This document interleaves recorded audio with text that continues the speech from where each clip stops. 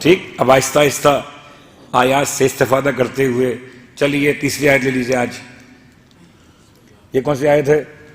سورہ مبارکہ البقرہ. سب سے خوبصورت ترین، سب سے بہترین سورہ قرآن مجید. ویسے تو ہر سورہ اتنا حسین ہے جو حسین کے نام پہ آیا ہے. وہ حسین کیوں نہ ہوگا؟ اسے بقرہ کہیں، فیل کہیں، قریش کہیں. عجیب بات ہے، کبھی کبھار لوگ جب یہ کہتے ہیں کہ مولانا صرف اچھی باتیں کیا کریں، سب کو اچھا کہا کریں، تو میں کیا کروں؟ کیا قرآن سے سورہ لہب نکال دوں؟ نکال دوں؟ صلوات پڑھے محمد و آل محمد. نکال دوں؟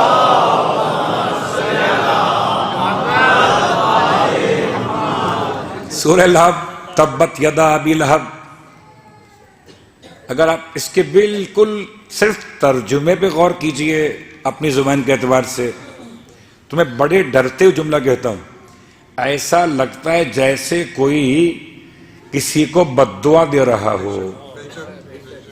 میں بہت بچتے ہوئے الفاظ کو ادا کر رہا ہوں، ورنہ باہر کبھی کسی ایسے محلے میں خواتین کی لڑائی ہو رہی ہو، ٹوٹ جائیں تیرے ہاتھ.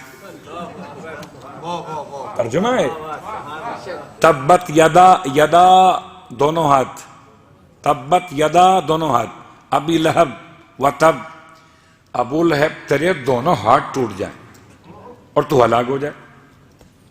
یہ قرآن ہے.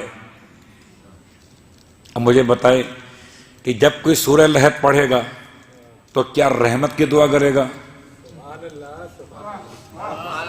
جب سے سورہ لہب کو دیکھے گا اس کو چومے گا نا، صلوات پڑھے محمد و آل محمد، چومے گا. قرآن ہے وہ.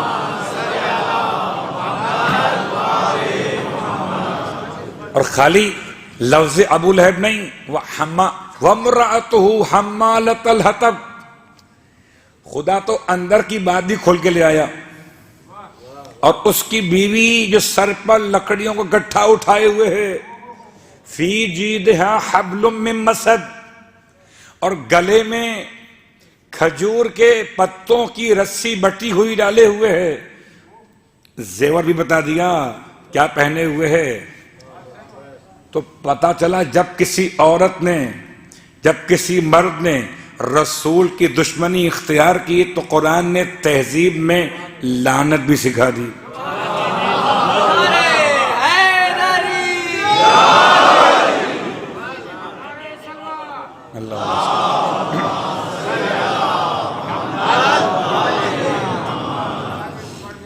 سورہ لہب ہے تو تمام سورہ عظیم ہیں.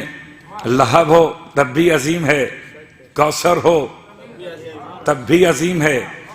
تو صرف یہ مت دیکھیے کہ سورہ البقرہ، مگر آیت کا سہارا کہاں سے؟ الف لام میم. مدینہ منورہ میں سب سے پہلے ہجرت کے بعد اللہ کے رسول پر جو پہلا سورہ قرآن نازل ہونا شروع ہوا اس میں اختلاف ہے. یا سورہ مطففین نازل ہوا پہلے اور اس کے بعد سورہ البقرہ نازل ہوا، یا سورہ البقرہ سب سے پہلے نازل ہوا مدینہ منورہ میں. مکہ المکرمہ سے ہجرت کے بعد اللہ کے رسول پر مدینہ منورہ میں سب سے پہلا سورہ نازل ہوا، نازل ہونا شروع ہوا سورہ مبارکہ البقرہ.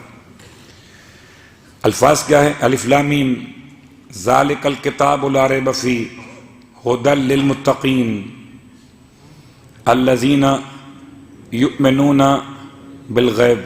پورا قرآن یاد ہو کہ نہ ہو، اگر یہ شروع والا جملہ تو یاد ہو ہی جاتا ہے نا. الف لام میم بھی یاد نہ ہو تو کیا آل محمد یاد ہوں گے؟ حالانکہ یہ الف الگ ہے، لام الگ ہے، میم الگ ہے. ایسے کوڈ ورڈز ہیں کہ یا خدا سمجھتا ہے یا رسول خدا سمجھتے.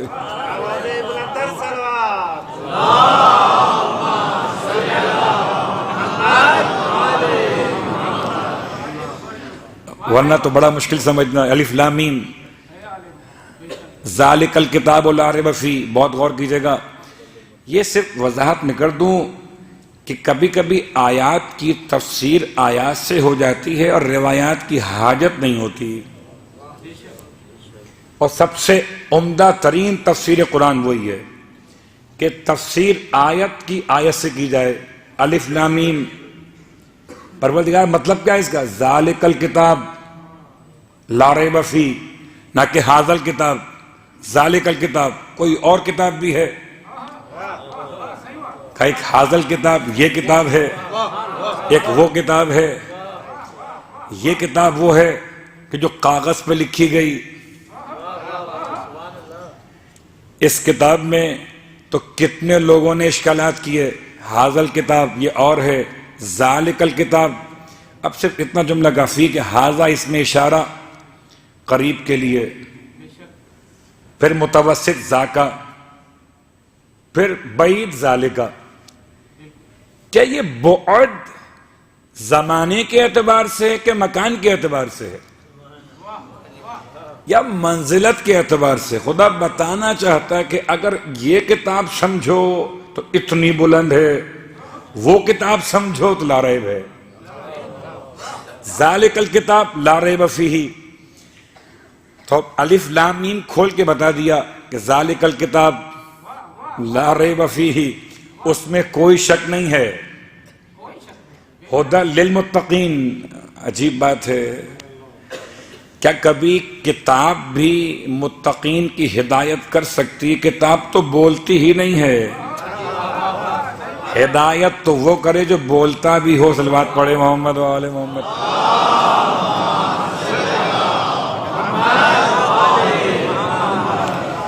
مجھے نہیں معلوم کہ بولنا اور سمجھنا کیا ہے، بہرحال میں نے کبھی کبھی دیکھا کہ شاید ایسا ہوتا ہے، کوئی کتاب پڑھ کے پہنچ جاتے ہیں، مگر کبھی کبھی کتاب کے ساتھ ساتھ مجھے جو میپ آپ نے گاڑی میں نقشہ نیٹ سے سرچ کیا کہ آپ کو جانا، گوگل پہ جانا کہاں پر ہے، آپ نے اپنے جانے کا مقام ڈالا، اب دونوں باتیں آ رہی ہیں، نقشہ بھی آ رہا ہے، آواز بھی آ رہی ہے۔ اور جہاں آپ نے غلطی کی بات کیا، کتاب آپ کو نہیں بتائے گی غلطی کہاں پہ کر رہے ہو۔ کتاب آپ کو غلطی پہ روکے گی نہیں، مگر جو آواز ہادی ہے وہ غلطی پہ آپ کو روکے گا، اور اگر کسی اور مقام سے مڑ گئے تو واپس آنے کا راستہ بھی بتائے گا، ہے نا مثال؟ ورنہ تو آپ کتاب پڑھیے اور کتاب پڑھ کر چلتے جائیے۔ آج تک کسی نے میڈیکل کی کتاب سے علاج بھی کیا ہے؟ علاج اگر کرے گا تو یا تو اسپتال میں ہوگا یا قبرستان میں۔ صلوات پڑھے محمد و آل محمد۔ وہی بات ہے۔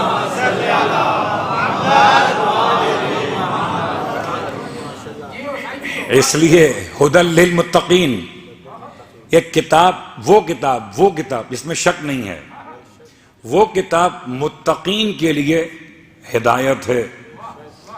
تو ہدایت کہتے کسے؟ کہ جو انسان کی رہنمائی کرے۔ الذین یؤمنون بالغیب، متقین کون ہیں؟ متقین کی پہلی صفت یہ کہ وہ غیب پر ایمان رکھتے ہیں۔ غیب کیا ہے؟ غیب ہے بمقابلے شہود، جو ظاہر ہے وہ شہود ہے، جو ظاہر نہیں ہے وہ غیب ہے۔ تو غیب کیا کیا ہے؟ غیب ذات خدا غیب، غیب قیامت کا عنوان غیب، غیب جنت اور جہنم غیب۔ اسی انداز سے غیب میں وہ دن بھی شامل، اس دن کو یوم ظہور کہتے ہیں، یوم ظہور غیب ہے۔ یوم رجعت کیا ہے؟ غیب۔ یوم قیامت کیا ہے؟ غیب۔ تو الذین یؤمنون بالغیب۔ اب کوئی مجھ سے نہ پوچھے کہ مولانا عقیدہ رجعت کہاں سے لے کر آ گئے، کہ اگر یہ غیب ہے تو غیب پر ایمان متقین کی علامت ہے، اور متقین کی رہنما ہے کتاب۔ تو کتاب بتائے گی کہ غیب میں کون کون سے دن شامل ہیں۔ جب کتاب بتائے تو مان لو گے نا۔ صلوات پڑھے محمد و آل محمد۔